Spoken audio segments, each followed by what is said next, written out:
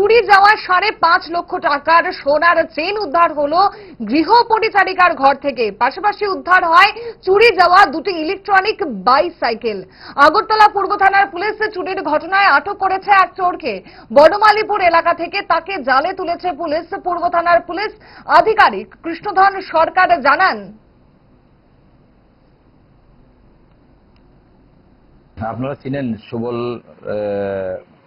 কুমার দেব, আমাদের editor in chief. ওনার ছেলে অরিন্দম দে, ওনার বাড়ি বনমালীপুর। ওনার ঘরেই উনি ছিলেন। ওনার গলার একটা চেইন, সোনার চেইন, যেটার মার্কেট ভ্যালু 5.5 লাখ টাকা, ওই চেইনটা মিসিং হয়ে যায়, চুরি হয়ে যায়। এরপরে অ্যাকর্ডিংলি উনি আমাদের কাছে কালকেই সকালবেলা এসেছিলেন যে আমাদের কাছে আমার গলার চেইনটা তো চুরি হয়ে গেছে। অ্যাকর্ডিংলি আমরা আমাদের ওমেন অফিসার কমলা রানী মুরা সিংকে দায়িত্ব দিই এবং সঙ্গে সঙ্গে ঘরের যে পরিচারিকা যারা আছে ওই পরিচারিকার সঙ্গে কথা বলেছে, ইনকোয়ারি করেছে এবং একজন পরিচারিকার বাড়িতে রেড করেছে।